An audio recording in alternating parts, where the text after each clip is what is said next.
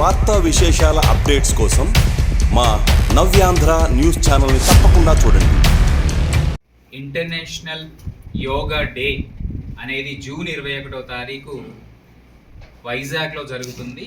మన గౌరవనీయులు ప్రధానమంత్రి గారు, మన గౌరవనీయులు రాష్ట్ర ముఖ్యమంత్రి గారి ఆధ్వర్యంలో వైజాగ్లో 5 లక్షల మంది ప్రత్యక్షంగా యోగా, రాష్ట్ర వ్యాప్తంగా 2 కోట్ల మంది యోగా చేయడానికి సన్నాహాలు చేస్తూ ఉన్నాం. దాంట్లో భాగంగానే మనము అంగన్వాడీ టీచర్స్, హెల్పర్స్, ఆశా, ఏఎన్ఎంలతోని మదనపల్లిలో 6,000 మందితోని మనము యోగా చేయడం జరిగింది.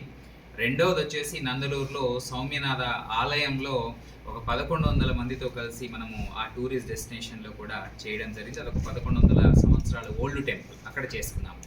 ఇక థర్డ్ వచ్చేసి మనము మన జిల్లా పేరు అన్నమయ్య, అలాగే మన అన్నమయ్య మన జిల్లాలో తాళ్ళపాక గ్రామంలో రాజంపేట మండలంలో జన్మించడం జరిగింది. సో అక్కడ 108 అడుగుల విగ్రహం ఉంది అన్నమయ్య గారిది.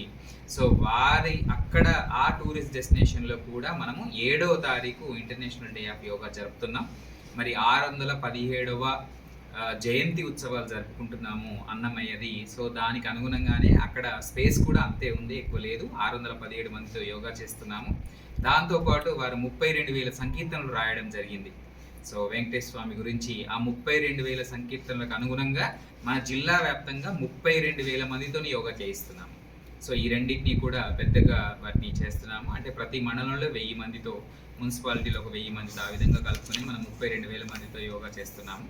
సో ఇది కూడా మీరు ఆ రోజు మీరందరూ రావాల్సిందిగా, పార్టిసిపేట్ చేయాల్సిందిగా, జిల్లా వ్యాప్తంగా కూడా మీరంతా కవర్ చేయాల్సిందిగా మీ నుంచి కోరుకునేది ఏంటంటే, మీరు మరియు మన జిల్లా ప్రజలందరూ కూడా యోగాని వాళ్ళ జీవితంలో భాగస్వామ్యం చేసుకొని, సో తద్వారా వారు ఇంటర్నేషనల్ యోగా డే తర్వాత కూడా వారి జీవితంలో యోగాని ప్రాక్టీస్ చేస్తూ శారీరకంగా, మానసికంగా, ఆధ్యాత్మికంగా పరిణితి చెందాలని కోరుకుంటున్నాను.